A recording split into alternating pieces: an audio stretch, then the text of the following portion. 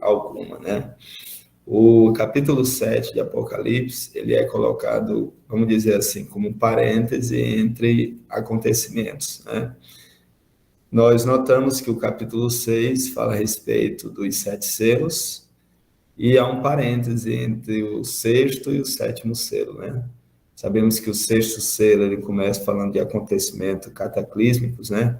Ali, terremoto de Lisboa, no dia 1º de novembro de 1755.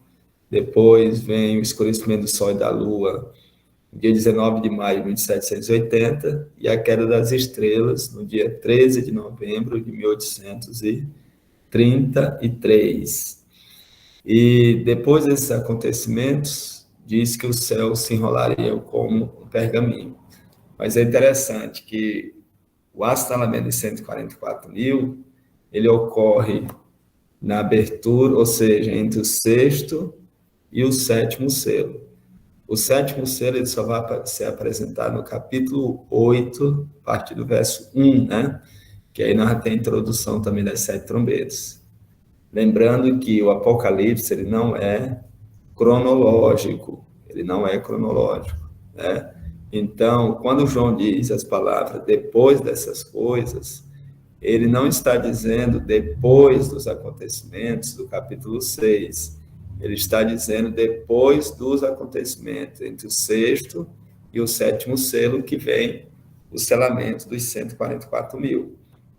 E ele começa a expor alguma das características ali desse selamento, né? A gente começa ali a entender ventos, a gente percebe que são guerras e comoções. Então, os anjos, segundo o texto que a irmã White expressa, os anjos trabalham na mente hoje dos grandes ministros, né?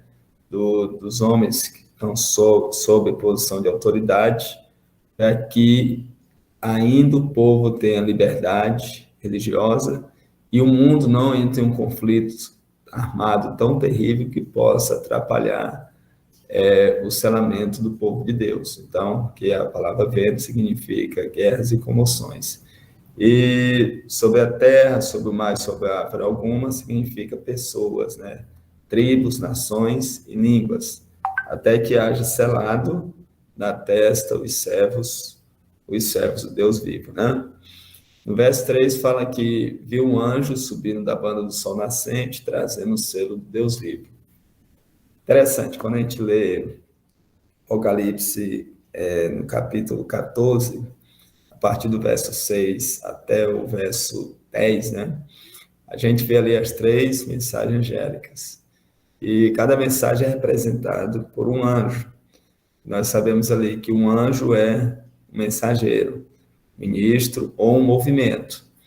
Então, aqui no Apocalipse 7, apresenta o anjo selador, que também é um povo que carrega uma mensagem de selamento, na banda do sol nascente.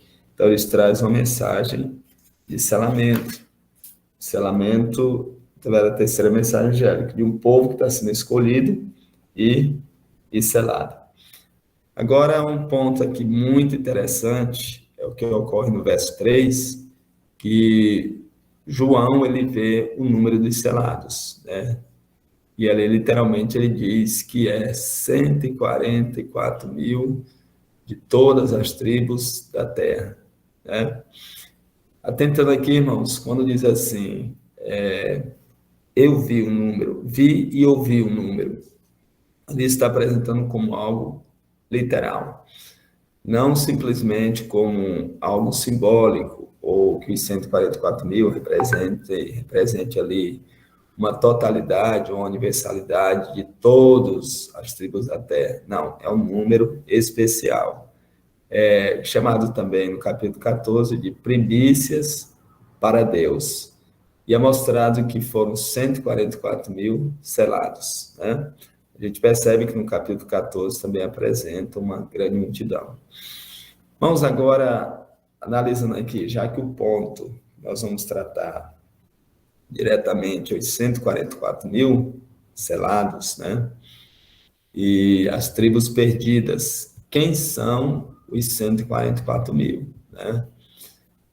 Como já falaram no capítulo 14, diz que são primícias para Deus, são pessoas compradas da terra. A expressão comprada significa separados, ou um número especial designado por Deus, né? Então, dentro dessa expressão que nós entendemos aqui. Voltando à questão que a gente falou bem no início, em 1848, em Dorchester, Massachusetts, né? A irmã White, em novembro de 1848, ela foi concedida uma visão da proclamação do assinalamento e do dever que incumbia aos irmãos de publicar a luz que resplandecia em nosso caminho. Desde esse pequeno começo, foi-me mostrada semelhar-se torrentes de luz que circundavam o mundo. Vamos, é interessante, a Bíblia apresenta como um número literal, como uma quantidade de pessoas serão seladas, 144 mil, e isso dá-nos a entender que não será mais e nem menos, são números exatos, né? São 144 mil números exatos, e a gente entende aqui que esta visão ela é expressa no 1848 e foi um dos pilares da fé adventista, ou seja, podemos dizer ali que foi o primeiro pilar da fé adventista, a primeira doutrina da fé adventista foi referente aos 144 mil, né? E diz que 144 mil selados, né? Ou seja, que teria o selo de Deus vivo em sua testa, né? 144 mil pessoas escolhidas por Deus. No livro Vida e Ensino, página 14, diz que os 144 mil estavam todos selados e perfeitamente unidos. Em sua testa estava escrito, Deus, Nova Jerusalém. E tinha uma estrela gloriosa que continha o novo nome de Jesus, né?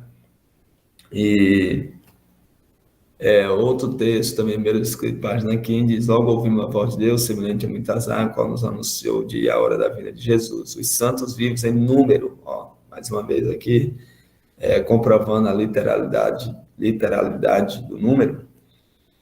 Primeiro escrito, página 15, diz, logo ouvimos a voz de Deus, semelhante a muitas águas, a qual nos anunciou o dia e a hora da vinda de Jesus. Os santos vivos em número, né? De 144 mil reconheceram e entenderam a voz, ao passo que os ímpios julgaram como um trovão. São textos já bastante conhecidos, né?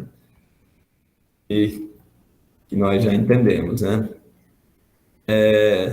Apocalipse 7 voltando, né? E ouviu o número dos foram assinalados com o selo 144 mil. E o verso 9 diz que depois dessas coisas olhei e eis uma grande multidão que ninguém podia contar. Vamos, é interessante a literalidade do número, né? Que João ele especifica duas classes aqui. Primeiro de 144 mil, o número exato, a quantidade de número de pessoas ali redimidas, né? E agora ele apresenta uma grande multidão. Grande multidão, não há um número exato de pessoas ali salvas, né? Mas ele diz uma grande multidão que ninguém podia contar, né? Então, fazendo aqui uma breve, podemos dizer assim, uma síntese, né? Ou recapitulando aqui sobre 144 mil, o assinalamento inicia-se em 1844, né? Com passagem de Cristo do Santo, o Santíssimo, né? Ali começa o dia da expiação e automaticamente o selamento, né? E nós vemos aqui que há uma grande multidão, né? Grande multidão em todas as tribos, desde Abel, e terá uma grande multidão, podemos dizer, até a volta de Cristo, né? Teremos essas classes, 144 mil, todos que morreram debaixo da terceira mensagem angélica, e teremos também uma grande multidão que ninguém pode contar. Então, entendemos que os 144 mil são, na verdade, primícias para Deus, é o número que Deus escolheu para todos que viverem debaixo das três mensagens, da mensagem angélica, né? Primeiros Escritos, página 279, diz assim: vi anjos indo rapidamente de um lado para outro no céu. Um anjo com um tinteiro de escrivão ao lado voltou da terra e informou a Jesus que sua obra estava feita e os santos estavam numerados e selados. Outro ponto interessante aqui, irmãos. Ó, vamos dizer assim, um exemplo, né? Os irmãos são convidados, as irmãs são convidados para uma conferência. Dessa conferência, limitado um número de pessoas. Vamos dizer que são convidados 200 pessoas, né? Para esta conferência. E na entrada, né, do evento, cada um de vocês recebem uma pulseirinha, né? Vamos dizer ali de coverte. Então, são 200 pessoas escolhidas, né? Vamos dizer, ou então é colocado uma faixa ali na testa de vocês, 200 pessoas escolhidas para aquela festa. Então, não é 199 e não é 201 pessoas que vão entrar na festa, são 200 pessoas. Ou seja, então, quando diz assim, numerados, de fato, é um número específico, né? Pessoas escolhidas, né? Pessoas específicas ou um número específico para Deus, né? Vamos dizer que os 144 mil, só usando uma comparação, né, do exemplo da conferência, ok? Os 144 mil estavam todos selados e perfeitamente unidos. Em sua testa estava escrito Deus, Nova Jerusalém. E tinha uma estrela gloriosa, continuou com o nome de Jesus, que foi um texto já mencionado, né?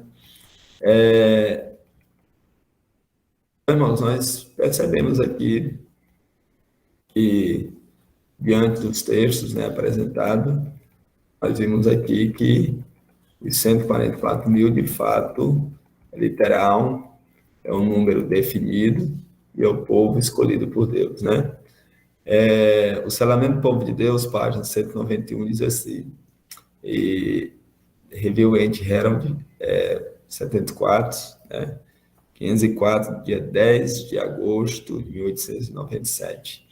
O número 144 mil deve significar um número definido, composto exatamente tantos indivíduos.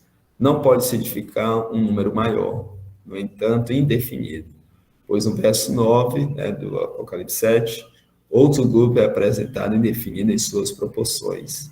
Por isso é chamado de uma grande multidão que ninguém podia contar, né?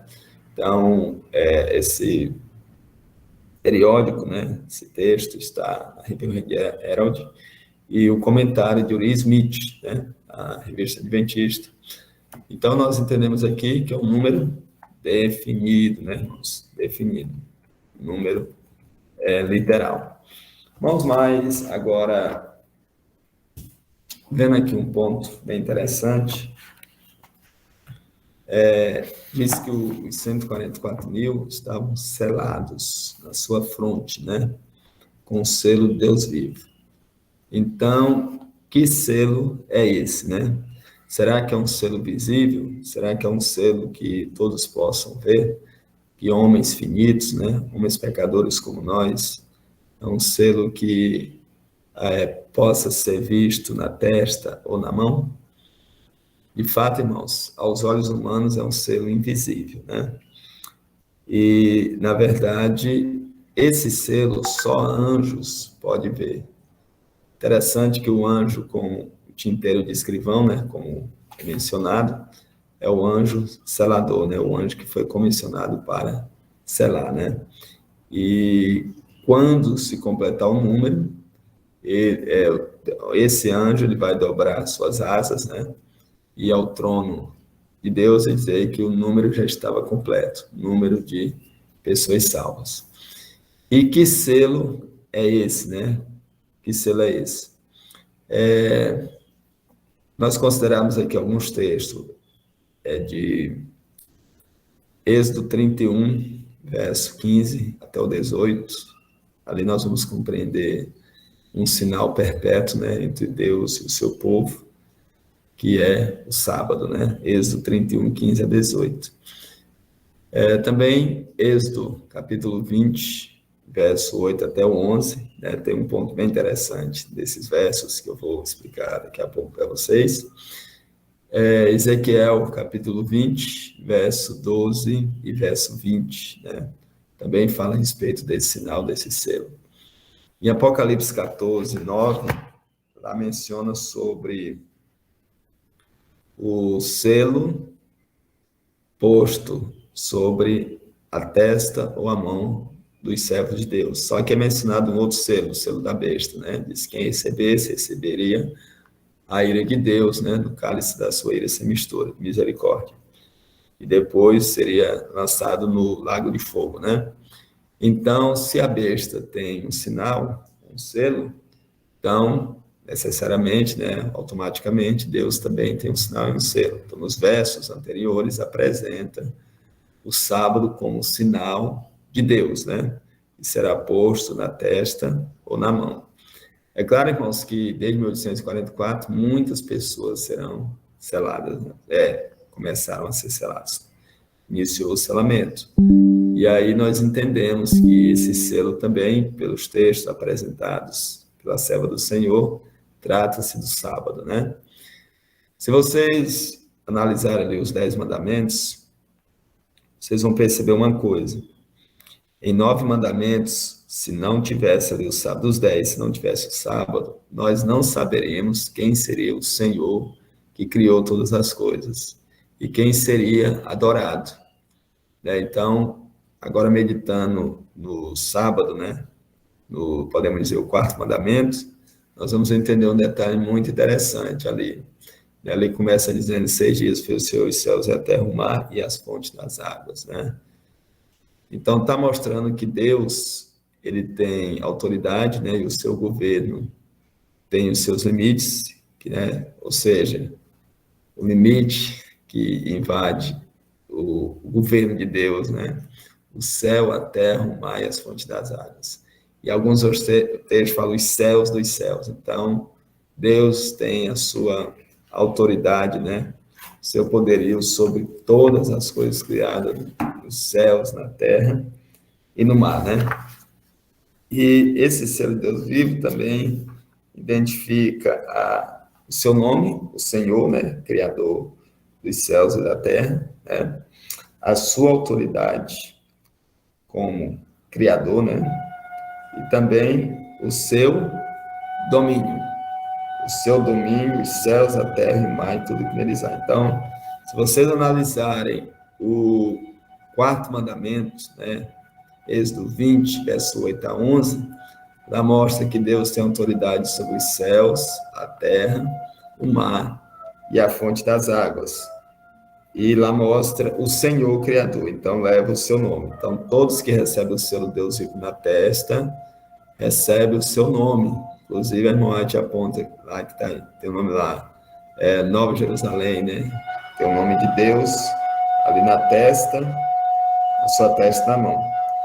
E também sua autoridade como Criador, aquele que fez todas as coisas, sustenta todas as coisas. E o seu domínio, céus, terra e mar, e tudo que neles há. Esses textos estão em Deuteronômio, capítulo 24, verso 1 e 2, e Salmos 89, 11, Salmos 103, verso 19, Isaías 66, verso 1, o seu domínio. Então, irmãos, o sábado é o único mandamento que aponta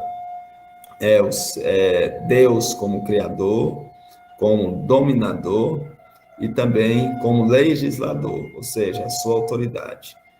É interessante, na primeira mensagem angélica, vocês vão perceber um detalhe bem interessante também. Primeira mensagem angélica, ela vai dizer assim: temer a Deus, dar glória, pois vinda é a hora do seu juízo. Adorar aquele que fez os céus, a terra, o mar e as fontes das águas. Irmãos, a primeira mensagem angélica é uma mensagem também que apontava para o juízo, e a mensagem se trata de selamento. Que as 3 mensagens angélicas, as mensagens devem ser proclamadas nesses dias, né? Então, também compõe-se como uma mensagem de selamento. Adorai aquele que fez os céus, a terra, o mar e as fontes das águas. Está apresentando Deus como Criador, como dominador também, e o legislador. Então, o quarto mandamento é apontado como o sinal ou o selo Deus vivo, porque leva seu nome, leva a sua autoridade e leva também o seu domínio sobre todas as coisas. Por isso que o sábado ele é o sinal de selamento, né? Primeiros Escritos, página 43, diz assim: vi que a presente prova do sábado não poderia vir até que a mediação de Jesus, o lugar santo, terminasse, e ele passasse para dentro do segundo véu. Portanto, os cristãos que dormiram antes que a porta fosse aberta no Santíssimo, quando terminou o clamor da meia-noite, no 7º mês de 1844, e que não haviam guardado o verdadeiro sábado, agora repousam em esperança, pois não tiveram a luz e o teste sobre o sábado que nós agora temos, uma vez que a porta foi aberta.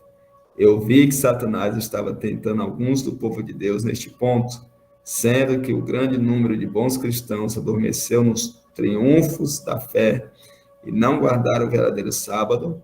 Eles estavam em dúvida quanto a ser isso um teste para nós agora, né? Então aqui está dizendo que os cristãos que morreram antes da segunda mensagem, ou seja, antes da mensagem de selamento, eles não fariam parte desse número, mas os que morrem logo depois, né, debaixo da terceira mensagem angélica, lembrando disso, fazem parte dos 144 mil, né? Vamos a Apocalipse 14, também fala a respeito das características. Lembrando, Apocalipse 7, acontecimentos, né? Os irmãos podem notar os acontecimentos ali que seria entre o sexto e o sétimo selo, né? Entre o sexto e o sétimo selo seria o selamento, né? Depois dessas coisas, ou seja, depois daqueles acontecimentos. Inclusive, Guilherme Miller, quando estava pregando, né? Em 1833, que é quando inicia a proclamação da primeira mensagem angélica pelo movimento millerita, ele aponta o acontecimento daquelas estrelas como um indício da volta do Cristo, sendo que eles estavam ali, de fato, irmãos, um pouco enganados quanto ao acontecimento, né? Queria ocorrer. A data estava certa, mas enganado quanto ao acontecimento. E ele proclama a volta de Cristo em 1833, no início dessa mensagem, né? Que ela culmina em 1844, com a decepção que Jesus não veio, como já falei anteriormente, e ali começa a ser proclamado já podemos dizer, a terceira mensagem angélica, com o selamento do povo de Deus. Mas é claro que eles compreendem essa mensagem de selamento a partir de uma visão da irmã White, 1848, no mês de novembro, né? Em Massachusetts, né? Massachusetts, eles compreendem essa mensagem de selamento. Então, são acontecimentos. Se pegarmos aí de forma cronológica, esses acontecimentos, nós vamos perceber que em 1844 eles têm ali a noção do acontecimento que iria ter, que seria a passagem de Cristo Santo Santíssimo. Inclusive, no mesmo livro Primeiros Escritos, a irmã White diz que Cristo, quando entra no Santíssimo, ele proclama, né, a terceira mensagem angélica, né? Ele expressa a terceira mensagem angélica ao entrar no Santíssimo. Então, irmãos, em 48, através da visão da irmã White, eles compreendem a obra de selamento que deveria ser publicada. Então, o capítulo 7 fala de acontecimentos, né? Acontecimentos. O capítulo 14 mostra as características desses que seriam selados, que aí nós começamos a perceber que lá não se contaminariam com mulheres, seriam castos ou virgens, né? Na sua boca não se acharia língua enganosa. Então, podemos definir aqui como pessoas diferentes, pessoas que proclamam uma mensagem verdadeira, que proclama uma mensagem que não traz nenhum teor, nenhuma mácula, nenhuma mancha, né? E a questão da não contaminação com mulheres não se envolve com doutrinas de outras igrejas, ou seja, Analise um ponto interessante que vocês analisem. Todas as igrejas que existem hoje, elas trazem uma doutrina de uma igreja antecessora dela. Se nós pegarmos as ramificações, as igrejas pentecostais, neopentecostais, elas trazem a doutrina de suas igrejas antigas, suas igrejas tradicionais. A maioria das igrejas hoje, podemos dizer 100% delas, né, principalmente as protestantes, as igrejas, de forma geral, né, protestantes, pentecostais, de modo geral, a base da mensagem, principalmente está no catolicismo, né? Se nós notarmos aí a guarda do domingo, né? E algumas delas crendo na imortalidade da alma. Então, elas trazem mensagens emprestadas, né, de outras denominações, de outras igrejas, elas trazem esse tipo de mensagem. Agora, os 144 mil, podemos dizer, o povo que será selado, não tem mensagem emprestada. Uma mensagem pura, uma mensagem imaculada, que veio diretamente de Deus. As doutrinas que temos hoje, né, que é o adventismo puro, foram mensagens que vieram do próprio Deus. Mensagens que, de fato, Deus escolheu para nós vivermos, né? Todos aqueles seriam candidatos a estarem entre os 144 mil. Então, não se contaminam com mulheres, não se contaminam com doutrinas de igrejas, não se contaminam com outros tipos de dogmas, né? Mas é uma mensagem pura, uma mensagem definida. Nós aqui entendemos um pouquinho dos 144 mil, né? Só mais um ponto interessante aqui sobre 144 mil, Daniel 12, verso 2, né? Se os irmãos puderem meditar aí, Daniel capítulo 12, versículo 2. Vamos lá. Lá diz que Miguel se levanta, e é um tempo de angústia como nunca houve, né? Desde que há nações sobre a terra. E o verso 2 diz assim: e muitos daqueles que dormem no pó da terra despertarão, alguns para a vida eterna, e outros para a vergonha e desprezo eterno. Se conectarmos esse texto de Daniel 12, 2 com Apocalipse 7, e diz: eis que vem com as nuvens e todo olho verá, até aqueles que o traspassaram. Nós vamos ter um detalhe bem interessante aqui nesses dois textos, né? O primeiro é que haverá duas classes de ressurretos, né? Antes da volta de Cristo, né? Quando Deus falar, né? Quando terminar a obra de selamento, né? E isso ocorrerá entre a sexta e a sétima praga. Então, terá duas classes de ressuscitados, né? Primeiro, a de perdidos, aqueles que mataram Cristo, né? Ou participaram da sua morte, como está em Mateus 26, 64, quando o sumo sacerdote, né, Caifás pergunta: mas tu és o Filho de Deus vivo? Ele diz: em verdade eu sou, e você vai me ver, você me verá vindo das nuvens do céu ao lado do Todo-Poderoso.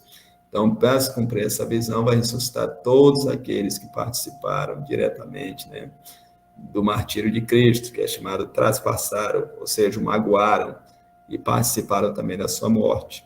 Então, essa classe de ímpio vai ressuscitar junto com o resto de 144 mil, que agora se unem aos vivos, né? E para passar pelo tempo de angústia. Então, eles ressuscitarão no tempo de angústia, né? Então, eles passarão pelo tempo de angústia, para se cumprir o que o anjo fala em Apocalipse 14, né? Esses foram que vieram de grande tribulação. Então, eles ressuscitarão para passar pelo tempo de angústia, né? E ele diz assim: todo olho o verá. Então, todo olho verá são as classes de salvos, né? Ou perdidos, que estarão vivos por ocasião da volta de Cristo, né? Os ímpios que não morreram pelas pragas, né? E morrerão por ocasião da volta de Cristo, e também os 144 mil que estarão de pé para ali ver Cristo voltando, né? Cristo voltando. Então, Diz assim, no comentário do texto de Apocalipse 1:7, né? Se a ressurreição da condenação só ocorre depois do final do milênio, Apocalipse 24:5, então é óbvio que os piores inimigos de Jesus e de sua igreja e povo ressuscitarão um pouco antes da vinda de Cristo para contemplar seu retorno às nuvens do céu.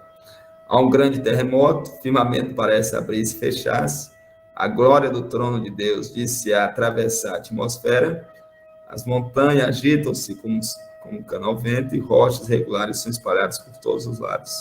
A terra inteira se levanta, dilatando-se com as ondas do mar, sua superfície estão a quebrar-se. Irmão, isso aqui é um pouquinho antes da volta de Cristo, né? Depois vem a volta de Cristo, contemplada pelos 144 mil vivos, né?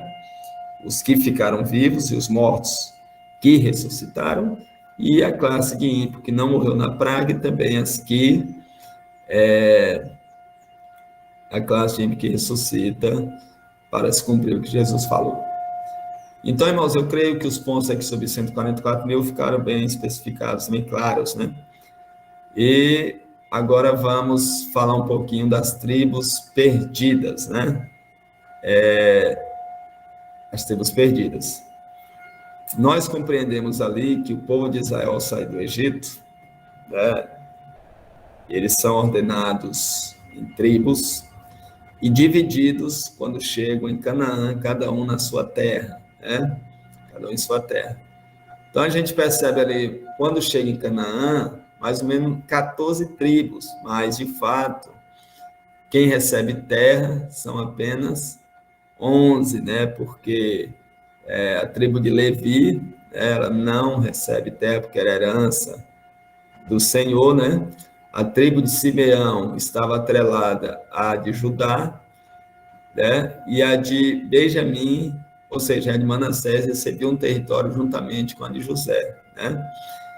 Mas também na especificação da distribuição de terras, né? Vemos ali das 12 tribos, em Gênesis 49, Jacó começa a proferir as bênçãos, né? Começa a abençoar ali os seus filhos, e a cada uma das tribos ele vai dizendo algo interessante. Mas vamos notar um ponto bem interessante, é sobre Dan, né? Sobre Dan, que diz que ele era uma serpente que mordia o calcanhar do cavalo e derrubava o cavalo e o cavaleiro, né? Cai ali os dois cairiam. Irmãos, no livro de Apocalipse, que falamos sobre Apocalipse 7, fala que essas tribos que não são mencionadas, né? Inclusive, os irmãos lerem depois Oséias, né? Que fala que Oséias, no capítulo 4, diz que Efraim estava entregue aos ídolos, deixai. Então, duas tribos em Apocalipse, no selamento, elas não entram, né? Que é a de Efraim, né? Que recebeu em Deuteronômio 33, receberia uma porção juntamente com a de José, né? Que também era considerada uma das maiores tribos, né? Uma das maiores tribos de Israel, né? Na verdade, uma das maiores, não a maior, né? E também Dan, né? Considerada uma das tribos mais valentes que existiam também. Então, essas duas tribos elas não aparecem em Apocalipse 7, porque Apocalipse 7, a partir do verso 4, se tratando das tribos, ali menciona não tribos literais, porque se nós notarmos, no ano 722 a.C., Israel, ele é banido da face da terra, levado em exílio, né, para a Síria e espalhado entre os povos da terra, 722 antes de Cristo. A tribo de Judá sofre o cativeiro, né, podemos dizer, no ano de 605 antes de Cristo, né, ali pelo exército babilônico, e no ano de 535, eles retornam para Jerusalém, né, e reconstruir a cidade, reconstruir os muros, e retornam para Jerusalém. Mas ali o povo começa a pecar contra Deus, e, na verdade, houve um período de 400 anos de silêncio, Deus não enviou uma mensagem a eles, e no ano de 34 depois de Cristo, no apedrejamento de Estevão, né, depois de toda aquela oportunidade que Deus deu, né, de 490 anos para eles se arrependerem e tal, no ano 34, os judeus perdem a oportunidade de salvação como nação, ou seja, os judeus perdem a oportunidade de salvação como a nação detentora das verdades divinas para proclamar ao mundo, mas não como indivíduos. Como indivíduos, eles em Cristo poderiam ser salvos, né? Mas como nação, eles perderam o privilégio de ser chamados povo de Deus, né? Mateus 23 diz que a vossa casa ficaria deserta, né? E Paulo, quando é comissionado a pregar, ele seria o apóstolo dos gentios, né? Então, teria um tempo de graça ali para a nação judaica também. Irmãos, então compreendemos que de 722 a.C. a 34 depois de Cristo, ali as tribos de Israel são banidas da face da terra como o povo de Deus, né? De sangue ali, os filhos de Abraão, de sangue, né? Eles são banidos, assim como nação que seriam salvas, né? E Romanos 2 fala que Deus agora instituiria os filhos da fé, o Israel espiritual, seria o Israel espiritual, né? E é interessante também que Tiago, no capítulo 1, né, bem nos versos iniciais, verso 1, ele diz assim, saudações às tribos de Israel espalhadas, né, pelo mundo. Ali, Tiago também está tratando do Israel espiritual.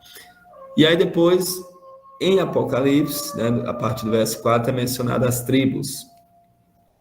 E a gente percebe, irmãos, que está ali a tribo de Levi, né, que recebia herança, mas agora está incluída aqui a tribo de Levi. Está também Manassés e José, que aí José recebe dupla porção e entra também no rol dessas tribos, né?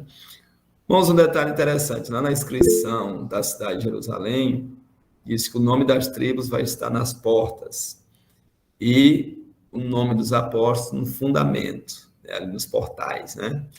Então, mostrando que essas tribos, se os irmãos notarem lá também, o nome das tribos não está incluído nem Dan e nem Efraim.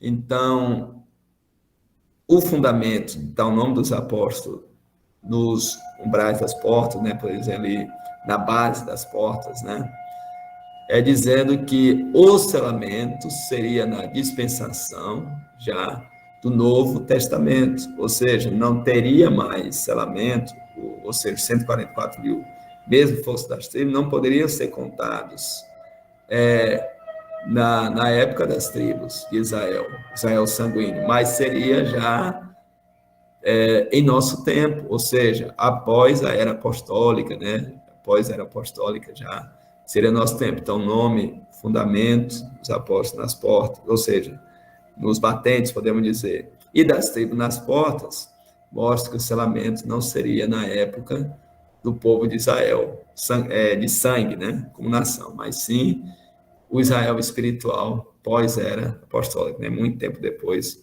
da era apostólica. Mas é interessante que nesse grupo não está nem a tribo de Efraim e nem a tribo de Dan, né? Por que será? Muito bem, bem fácil entendermos porque as características dessas tribos não se aplicam ao caráter dos 144 mil. Dan, como sabemos, tinha a característica de traidor e Efraim de idólatra, né? Então, eles não poderiam entrar no meio das características do povo 144 mil, que teria um caráter perfeito, um caráter puro, né? Então, eles não podem estar no meio desses selados, né? E, inclusive, no livro Profecia Apocalipse, na página 111, ele exemplifica, né? Diz assim, alguns dos ramos descendentes naturais de Abraão foram quebrados por causa da incredulidade acerca de Cristo. Pela fé em Cristo, ramos da oliveira brava, os gentios foram enxertados na boa oliveira, e assim são perpetuadas as 12 tribos. E aqui encontramos uma explicação na linguagem do mesmo apóstolo. Nem todos que são de Israel são israelitas, e não é judeu que é exteriormente, mas é judeu que é no interior. Romanos 9, 6 a 8, e 2, 28 e 29. Assim encontramos nas portas a Nova Jerusalém, que é uma cidade do Novo Testamento, ou cristã, os nomes das 12 tribos dos filhos de Israel. Nos fundamentos dessa cidade estão escritos os nomes dos 12 apóstolos do Cordeiro, né? E aí agora a explicação sobre a tribo de Dan e Efraim. Mas na passagem que está diante de nós, as tribos de Efraim e Dan são omitidas, e em seu lugar são introduzidas as de Levi e José. A omissão de Dan, explicam os comentários, deve-se fato dessa tribo ter sido muito afeiçoada à idolatria, né? Os irmãos podem ler Juízes 18. A tribo de Levi ocupa aqui o seu lugar com os restantes. Visto que na Canaã Celeste não existem razões que existiam na terrestre para não ter herança. José provavelmente substituiu Efraim, pois é um nome que parece ter sido aplicado tanto à tribo de Efraim como à de Manassés. Então, irmãos, a tribo de Dan e de Efraim não são contadas entre os 144 mil, devido às suas características contrárias ao caráter dos selados, né? E o último texto que quero deixar para vocês é esse aqui. 12 mil são selados de cada uma das 12 tribos, mostrando que nem todos os que nos registros do céu tinham lugar entre estas tribos, quando começou a obra de selamento, suportaram a prova e foram vencedores no final, porque os nomes já inscritos no livro da vida serão riscados, caso não vençam. Então, irmãos, o que nós concluímos no final? Quem serão os que estarão em 144 mil, né? São os que venceram o mundo, a carne e o diabo, né? Então, os que foram vencedores. E outra característica, entenda, a tribo que não estão é porque não foram vencedores, né? Não puderam fazer parte. Irmãos, agradeço pela oportunidade, Deus abençoe a todos. Como diz a irmã White, que façamos de tudo para estarmos entre os 144 mil. Amém. Amém.